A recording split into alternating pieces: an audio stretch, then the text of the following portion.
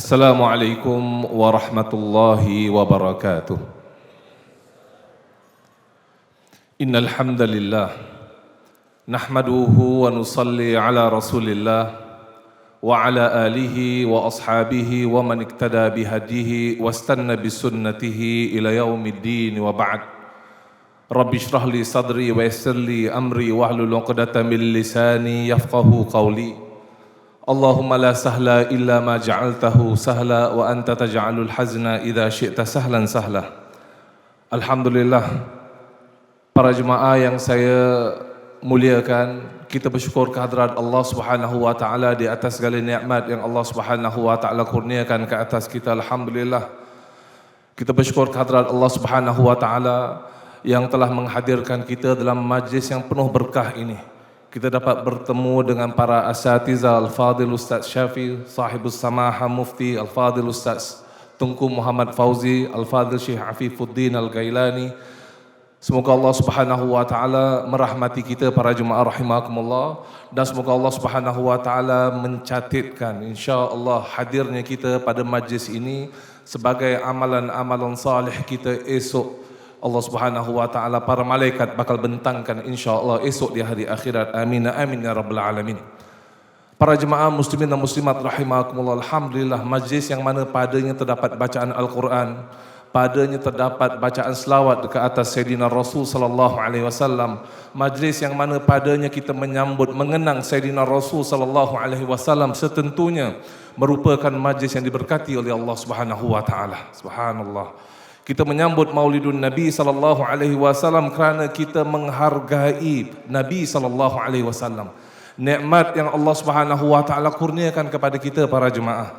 Untuk kita ini menjadi, Allah Subhanahu wa taala bangkitkan kita daripada umat Nabi Muhammad sallallahu alaihi wasallam. Firman Allah Subhanahu wa taala, "Qul bi fadlillahi wa bi rahmatihi fabidzalika falyafrahu." Yang bermaksud, maka hendaklah kamu dengan rahmat, dengan kelebihan yang Allah kurniakan kepada kamu, dan dengan rahmat yang Allah kurniakan kepada kamu, fabidzalika falyafrahu, hendaklah kamu bergembira. Maka kita bergembira di atas kelebihan yang Allah kurniakan. Kita bergembira di atas rahmat yang Allah Subhanahu wa taala kurniakan. Yang berbentuk apa para jemaah rahimakumullah? Berbentuk kurniaan Allah Subhanahu wa taala Sayyidina Rasul sallallahu alaihi wasallam dalam kehidupan kita. Subhanallah. Hari kelahiran seorang nabi itu amat merupakan hari yang diberkati oleh Allah Subhanahu wa taala. Allah Subhanahu wa taala berfirman tentang hari kelahiran, lahirnya Nabi Yahya alaihissalam, wassalamu alaihi yauma wulida, dan kesejahteraan ke atas Nabi Yahya pada hari beliau dilahirkan.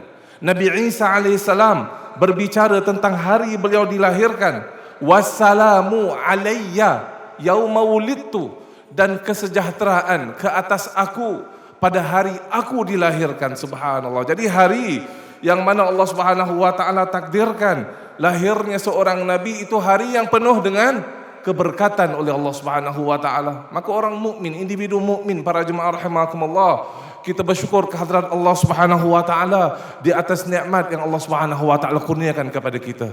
Allah Subhanahu wa taala bangkitkan kita daripada kalangan umat Nabi sallallahu alaihi wasallam, umat yang singkat usianya tapi merupakan di antara umat yang terawal masuk ke syurga Allah Subhanahu wa taala. Umat yang diberkati, umat yang Allah Subhanahu wa taala lipat kali gandakan pahala amal. Subhanallah. Amalan salih yang kita buat para jemaah rahimakumullah dilipat kali gandakan 10 kali.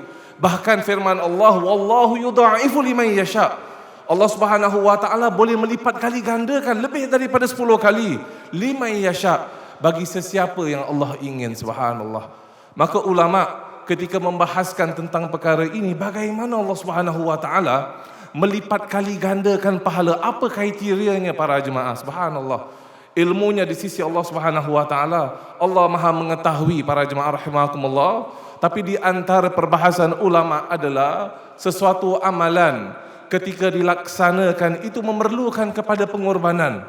Semakin kuat tahap pengorbanan seseorang, semakin hebat pahala yang Allah Subhanahu wa taala kurniakan. Subhanallah. Sebagai contoh, seseorang yang mengeluarkan sedekah para jemaah, dia keluarkan sedekah $50, Masya Allah, tadi masjid Masjid Makam Habib Noh, ada tabung yang diedarkan supaya para jemaah semua mengeluarkan sedekah. Seseorang jemaah yang mungkin dekat bank account dia ada jutaan duit, subhanallah, jutaan duit dolar Singapura bukan rupiah katakanlah, dia millionaire, dia masukkan kat dalam tabung tu mungkin $100 tu dapat pahala, alhamdulillah.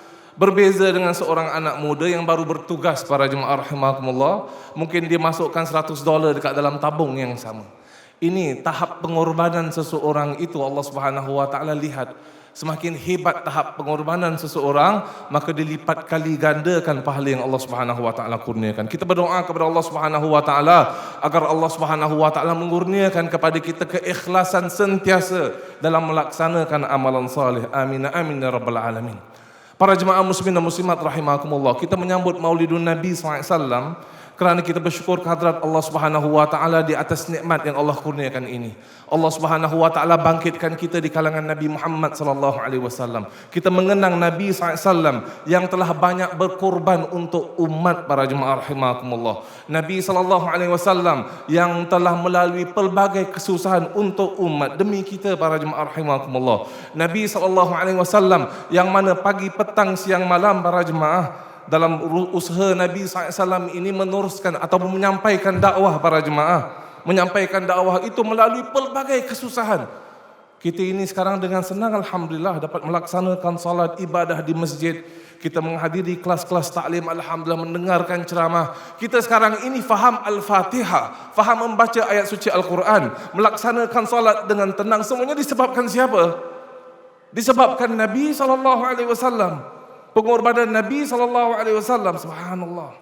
Sayyidatina Aisyah radhiyallahu anha berkata, "Ma syabi'a alu Muhammad."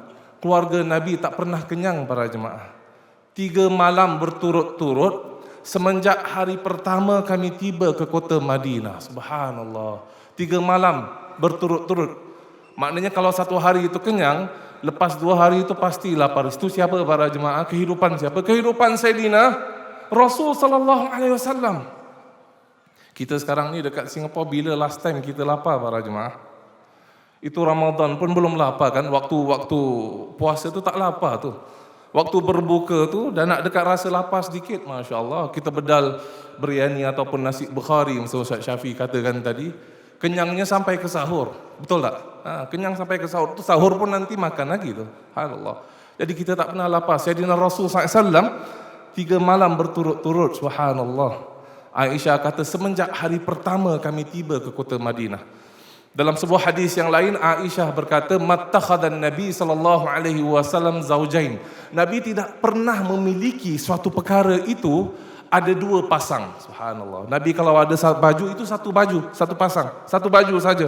Tak pernah ada 2. Nabi kalau ada kain itu satu helai kain saja. Itu Sayyidina Rasul punya kebiasaan. Kalau orang menghadiahkan kepada Nabi baju baru, jubah baru, sama ada jubah itu Nabi hadiahkan ataupun yang lama itu Nabi berikan. Itu kebiasaan Nabi SAW.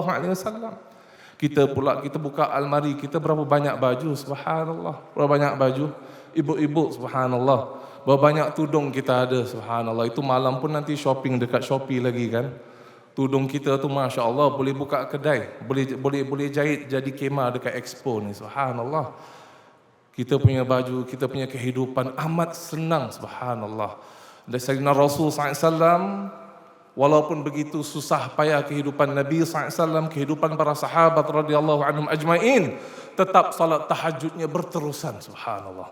Khatam Al-Quran, bacaan Al-Quran ini berterusan.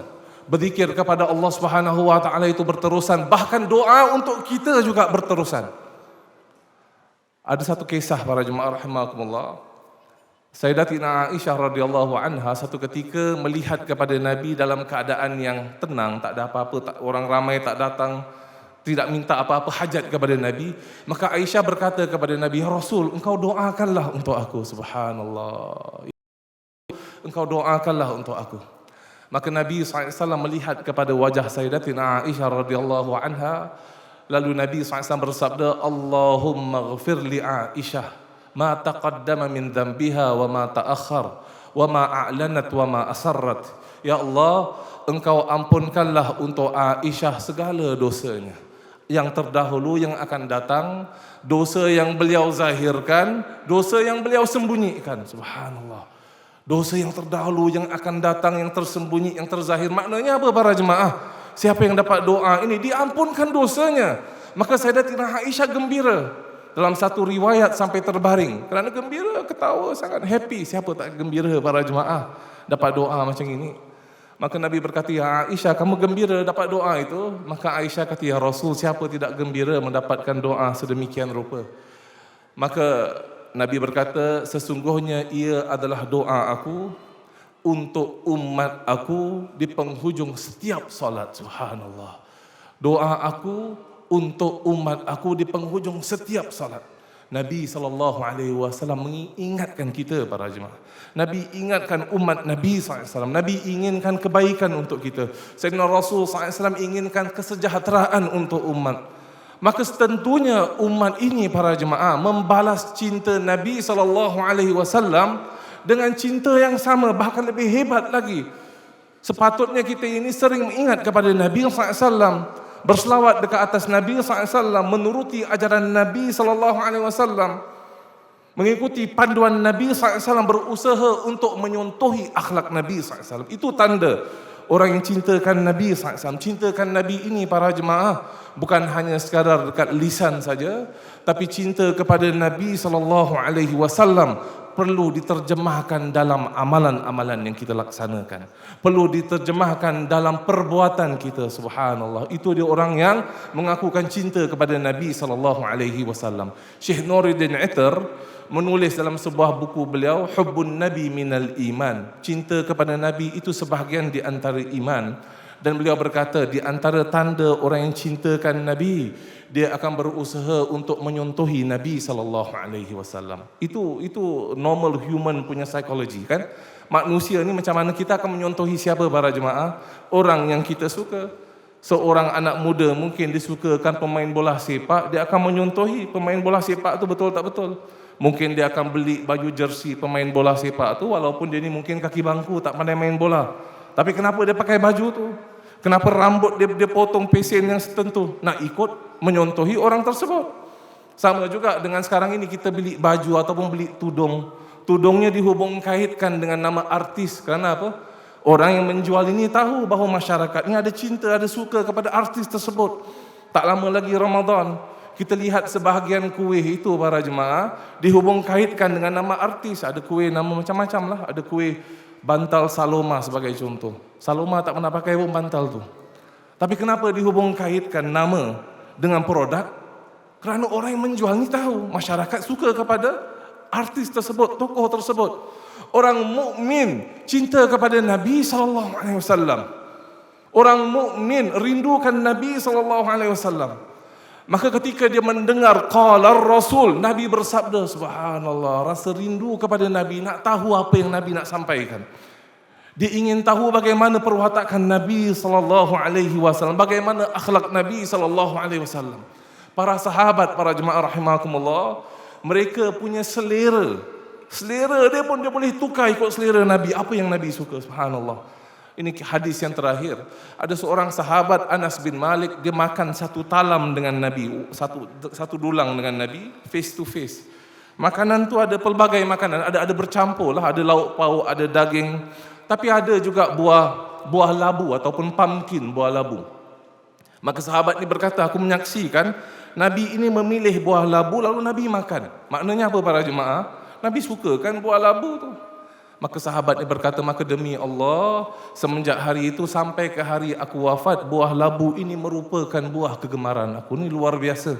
Dia punya selera pun, dia punya keinginan, kesukaan dia boleh tukar para jemaah. Berusaha untuk mengikuti Nabi SAW. Maka insya-Allah kita tanamkan tekad dekat dalam hati ini para jemaah rahimakumullah. Tahun 2024 yang bakal mendatang ini, subhanallah, tidak lama lagi. Padanya mungkin terdapat pelbagai cabaran, mungkin, subhanallah. Terdapat pelbagai ujian mungkin untuk kita para jemaah rahimakumullah. Terdapat pelbagai asam garam kehidupan. Maka orang mukmin tekadnya adalah apa? Untuk menjadikan Nabi SAW sebagai panduan kehidupan kita. Sebelum kita cakapkan sesuatu, ini kalau Nabi ada dekat depan, Nabi redha ke tidak aku nak cakap benda ni? Subhanallah.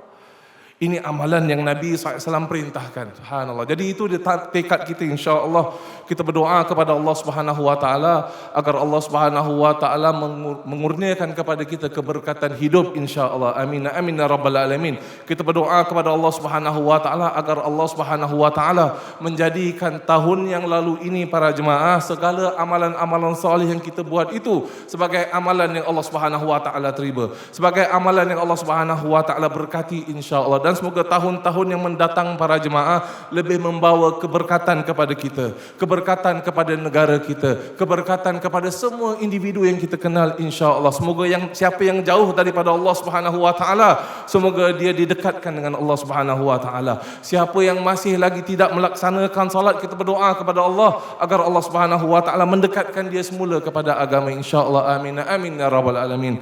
Para jemaah muslimin dan muslimat rahimakumullah, itu saja yang dapat saya sampaikan. Segala yang baik datang daripada Allah Subhanahu wa taala. Saya mohon maaf di atas segala kekurangan. Wabillahi taufik wal hidayah. Wassalamualaikum warahmatullahi wabarakatuh.